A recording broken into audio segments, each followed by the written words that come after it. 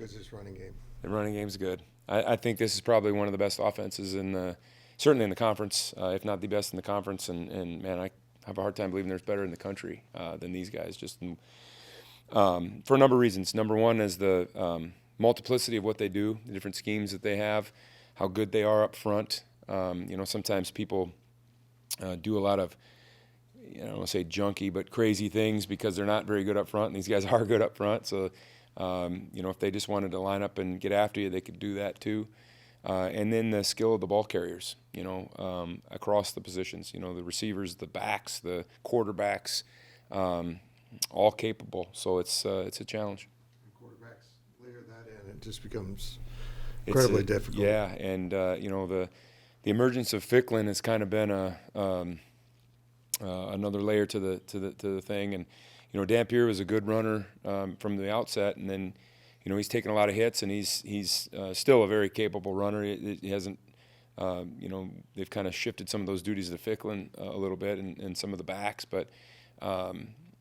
So I don't know if I've seen Ficklin get tackled yet this year. I don't know if that exists on tape anywhere. And Dampier too. I mean, just a bigger, stronger runner, kind of like a Jalen Daniels type body that is just hard to bring down. How much changes in that offense between one or the other when they're in? I think they do what they do. I don't think that there's a lot that changes. I think they're both capable throwers, and both obviously have.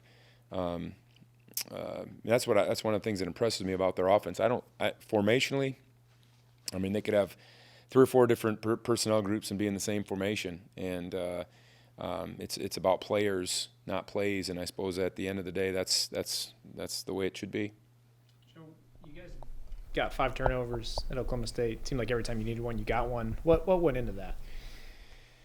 Well, I think, to be honest, I think it starts with how tenacious the D-line was. I think they were a big part of those. Obviously the sack fumbles are a big part of that, but I know we had a tipped ball, we had, a pressured throw, so I just think our pass rush and getting that going a little bit's been a big part of that. And I'd love to say it's coaching, but it's not. It's those guys.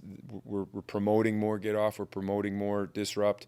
I think a number of those were blitzes too, so it wasn't just the D-line, it was also the backers and whoever else was in on those. So, they timed it right and they hit it, and I think that's just the panic of the quarterbacks, I think, is sometimes a bigger factor in that stuff than what people give it credit for. You've been subbing all year, but it really seemed like at Oklahoma State you subbed on the D-line just like every single opportunity you could. Yeah. What goes into that strategy from your end? Well, we got a lot of guys that can play, and I think from our end, if you're good enough to play, we're going to play you. If you're below others, then we're not playing guys out of charity. That's not what it is. But on the D-line, we've got a lot of guys that are very comparable, and they all have different abilities, different skills, but they're all good players, and they all deserve to play. And so that, coupled with the fact that it was a hotter day, I mean, it was a rare November weather day down there. I mean, it was hot, and on our sideline, it was beating on us, and we were playing a decent amount of snaps, and so just our ability to rotate and keep those guys fresh was a huge factor in the game. And like to say we could do that at all positions. Some positions we're a little thinner right now than what we've been. We've had to make some lineup changes and some shifts, and there's some guys that are playing too many snaps, but kind of at this stage of the year, that's what it is. Being assignment sound is always so important, but it just strikes me that Utah, as soon as you're out of a gap, they'll find it. Yeah, they got a lot of 80-yarders, right? And we talk a lot about creating layers to the defense. Obviously there's that first wave of guys, and you hope you knock it down and get TFLs and that stuff, and sometimes you do, sometimes you don't. But then, there's that next layer of guys. We use the term "don't waste yourself."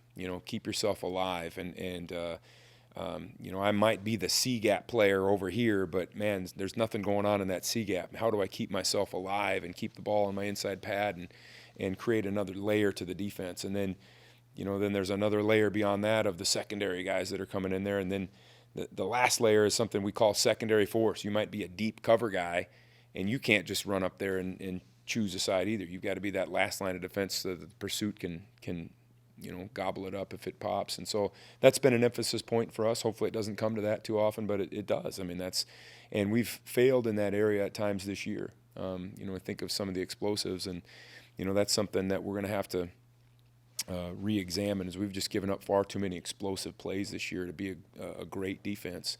At times we've been able to play well, but then we do something like that, and you just can't overcome some of those. And we got to kind of re-teach that and re-look at that and get better in that area. And it's going to be a great starting point this week. After 10 games, who would you say emerged as the leader of your defense? I got to give there's last week, there was adversity throughout the course of the game, and there's a number of guys that stick out in my mind, but 3 I thought were excellent. One that's just been a rock star all year long, quietly, is Damian Elalio. He's been just, I think he's the calm, just the gentleman, and don't get me wrong, he's a warrior out there, but he has such a good mind for those things. He's been great. Cody Stufflebean's been great. A guy that's just been, steady Eddie. He doesn't get too high. He doesn't get low. He doesn't yell at people. He doesn't, complain. He just does. But when you look at him, you just feel calm. And it's not just me. The players feel that way too when they're around him.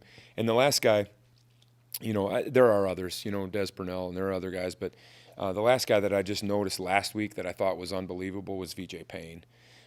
He was, and VJ's been playing through a lot of injury, and he's had been very banged up. But I recall a couple instances last week where maybe something was busted or something wasn't quite right, and I saw long faces on a couple guys, and I just saw VJ, grab him around the neck and just kind of one-on-one talk to him. And some of the guys that he was doing that with were major players toward the end of the game. And what he's been able to do through, some of the injury, that he's been through has been impressive.